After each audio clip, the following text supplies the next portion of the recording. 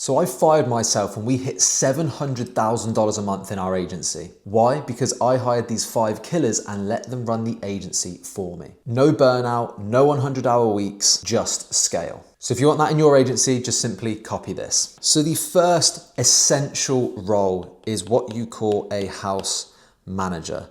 Now, at this point, if you're doing above 6 figures a year, I highly recommend this. I've had my house manager now for, I think, over 5 or 6 years. I actually hired my mother-in-law to do this for me, so there was that trust and family connection there.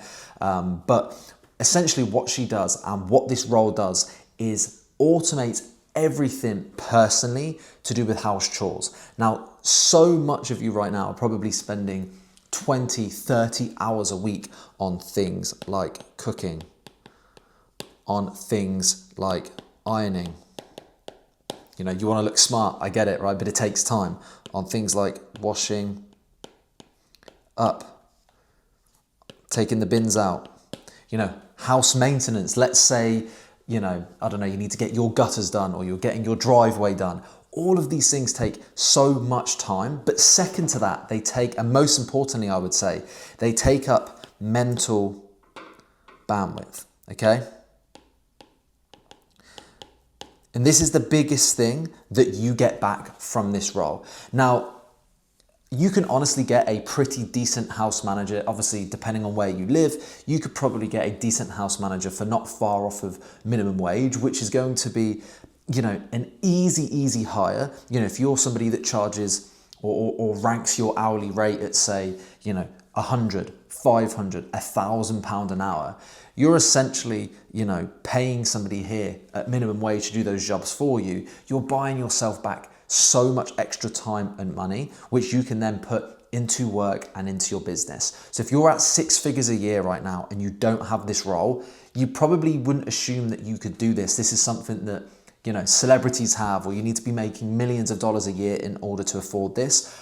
My argument is, you know, I was not making millions of dollars a year when I got and made this hire, and I now do make millions of dollars a year, and that is because of the time a hire like this saves me. So house manager, all of your personal tasks, basically a nice little technique for you is what I call ESAD, which is eliminate, systemize, automate, and delegate, okay? A lot of people, you know, I teach this a lot to my students to do on a business setting. So, you know, you make a list of every single thing that you do in the business and you decide that you're either going to eliminate it, systemize it, automate, or delegate it. I actually think you should do this personally, okay? So I want you to do a personal time audit. And this is strictly for things that you do outside of work, okay? So how many hours a week are you spending washing up, cleaning, cooking? How many hours a week are you spending on home maintenance tasks? Things like that. Translate that into $1 per hour. If hiring this person is cheaper than that $1 per hour amount, then it's worth your time to do so, okay? This role changed my life and I highly recommend it for you. So number 2, the second hire here is a head of ops / head of service delivery. Apologies about my handwriting, by the way, in advance. Head of ops / head of service delivery. For most of you right now, tell me if this seems familiar. Every single headache or problem in the business comes your way. It's basically like drinking from a fire hose of problems, of headaches. These headaches come from clients. They also come from team members. Not only does it take up so much time, it prevents any kind of deep work because as soon as you go to sit down to crack on with something, you get a message, problem, you need to jump on it, okay? This means that you, okay, are the constraint, okay? You are the constraint. You are the bottleneck. If this is you right now, you are the final call of defense for all issues, all problems, everything that seems to be coming your way. And because of that, you feel like you can't make solid progress because as soon as you sit down to work on the business, you pull back into the business. You need some kind of person in a head of operations or leadership position, and their goal is very, very simple. Their job is to basically take all of this First of all, people management, okay? People management. They're going to take all of the people management off your plate. They're also going to take client oversight off your plate. At the end of the day, if you've run a Facebook ad agency and you've got a media buyer or somebody, an account manager working on the account for a client, they should be sorting those problems and owning that. They should be autonomous in their role, but obviously they're going to have questions, issues, they're going to want support. And when that happens, that client oversight also should be going to a leader that isn't you. The number one goal of this, by the way, is to essentially pull you out of the day-to-day weeds so you can work, I don't know what this is, you can work on the business, not in the business, okay? You need to be on the business, not in the business.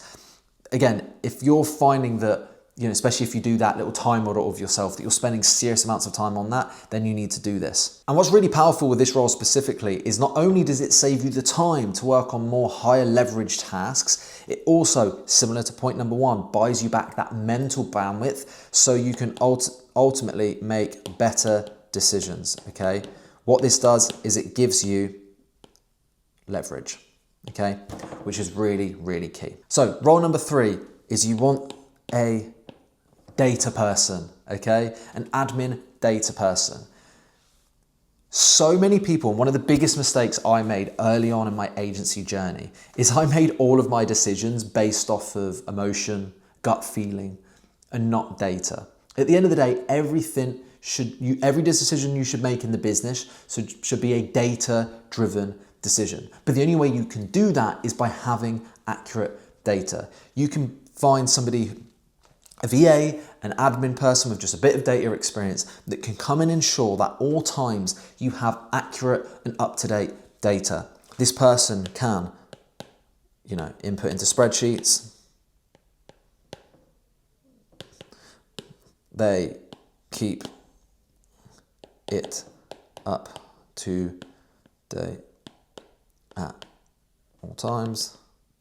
And essentially what you want to essentially do is build out what we call a management dashboard, okay?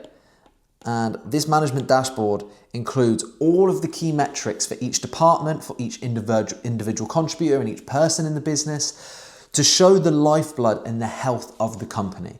And you want to hire somebody whose sole job is to make sure the data input into that is accurate and up to date at all times, allowing you to go on and make the best possible decisions. Because look, as you progress further and as you scale, one of the biggest issues that I actually see with people isn't that they're not working hard enough anymore. It's essentially that they're just not being strategic and they're not being smart enough, okay? So what they're doing is they're rushing into decisions. Let's say this is the goal down here, okay? You've got person 1 and person 2. Person 1 rushes into the decision, maybe because they don't have the right data to look at, they're using gut feeling, and they start off on their journey, then they go this way, they go up here, they go down here, back, maybe they're a bit straight and narrow, and they get to their goal, okay? But what you want to be is the person that waits up here for a little bit, waits up here, gathering all the data to make a right decision, then makes the correct decision because they have data, and they can go as the crow flies straight to their goal. And because of that, they get there faster because they're ultimately making the right decision. They're being rational, not irrational, because they're able to use data to go ahead and actually make a data-driven decision, okay? Really, really important. So the 4th role here is a sales account manager. Now, this is somebody that's in a sales position, but not in the traditional sense. They're not focused on new business. They're not focused on closing deals, setting deals. They're not focused on new acquisition at all. They're focused on sales specifically for existing customers. Their sole job is to get upsells. It's to get renewals. It's to get referrals. It's to get reviews. And ultimately, increase LTV. The hardest thing you're going to go and do as part of an agency is go out there and get new business. If you double your LTV, quadruple your LTV, but ultimately still bring on the same amount of customers every month, a double in LTV will double the whole size of your company, even if you bring on the same amount of customers. If you quadruple your LTV, you will quadruple the size of your business if you bring on the same amount of customers. It really is that simple. And the simplest way that you're going to do that and increase LTV is to get more money out of current customers. So let's say you offer Facebook ads to clients. Selling that same customer on Google Ads to double their monthly fee with you is huge upside.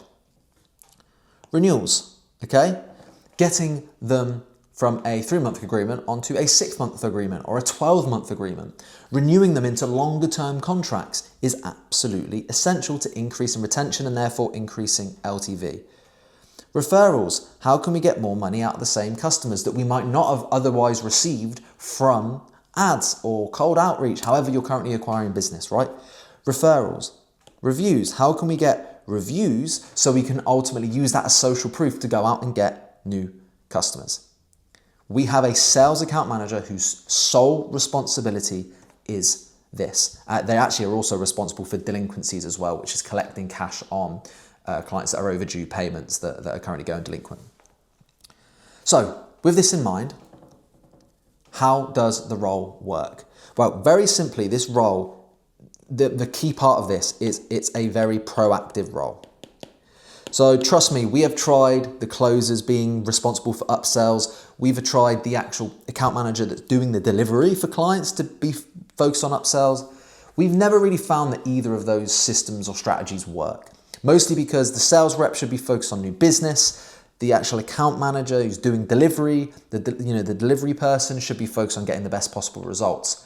They also likely don't have the skill set that this requires. So we found that having a role and a person specifically responsible for this who's really proactive, and from day one, they get introed, is their right-hand man that's going to be there for any questions they have, for support, if anything's going wrong, if there's any issues, that they're their port of call. So what happens is day one, they reach out, hey, welcome to the business. If you need anything, I am here for you. Day 7, hey, I just want to check in. How's everything going with your current account manager? How are you finding the experience? How's the onboarding process been? Day 14, same again. Just wanted to do another check-in. How are you, how's everything going? Are you still enjoying the experience? Day 30, and then basically after that, we do every 30 days, 60, 90, etc. Okay? Just a check-in to allow a safe space for customers to come back to us and say, hey, I'm really not having a great experience, or I'm loving it. And these basically act as activation points then for a couple of things. If a client turns around and says they're having a fantastic experience, that's a great upsell opportunity, or even a renewal opportunity, or an opportunity to ask for a review. If a client turns around and says they're not happy, it allows the opportunity for them to jump on a call and deal with that situation before they end up churning. So often I see issues where clients will churn, even though they'll be seeing on the surface, it will look like they're super happy, they're overjoyed with the experience. And then a week later, you get a message to say that they're leaving, and you're just like pulling your hair out, wondering why. Well, oftentimes clients don't like to tread on the toes of the person that's trying to help them. They don't like that confrontation. They don't want to be rude. They don't want to ruin that relationship. So they just let it fester and fester and fester under the service until one day too much slippage has happened and they just leave. This person allows it to be an escalation, a safe space to open up where they can give honest feedback on their account manager, who they're dealing with, and know that we're able to proactively deal with that situation before it gets out of hand and they even leave. Too many of you guys right now are probably really reactive to your churn. Like clients leave and then you maybe have a feedback loop and do something about it, but that's after the fact. You want to try and catch these things early, okay? So that creates the opportunity to obviously deal with issues before they actually escalate, but even the opportunity to downsell. We have a done with you offering. Sometimes clients don't get the results that they're desiring on the done for you service. So we just downsell them onto done with you until we can get them back up to a stage. Maybe we consult on their funnel or their website. We consult them until we can eventually escalate them again into the done for you service. So yeah, all in to say that this creates a fantastic opportunity for renewals, upsells, and ultimately the core responsibility and KPI of this person is LTV. increase, okay? This changed our business, by the way, so I highly recommend that you do that. So the fifth and final person that I hired that allowed us to scale to 700K a month and fully replace myself is head of sales. So right now, so many of you are probably still either taking sales calls or you are managing sales team. You are, reviewing calls. You're coaching. If you find yourself doing this, a head of sales is going to be absolutely key. You've got two options here. If your sales team is big enough, you've got big enough of a department, you can just hire somebody strictly in a management position to oversee all of the sales team, okay? If that's you right now, you're leading daily team huddles, you're watching every single call replay, you're ramping new starters to KPI, hiring, all of that stuff, you might need somebody who's strictly in a leadership position for this. If you're a little bit smaller and maybe you've only got a handful of reps, maybe you've got 2 or 3 reps, the other alternative you have is just to promote one of your best performing reps into a head of. So they still take calls, they still operate on a decent call volume, but they just have a bit of a mix of a role where they're still then basically a senior sales rep where they oversee making sure the other reps are doing their end of day reports, they lead the daily sessions in the morning, they lead the coaching and things like that. There's a couple of ways in which you can do this, but if you find yourself heavily in that position right now, you need a head of sales.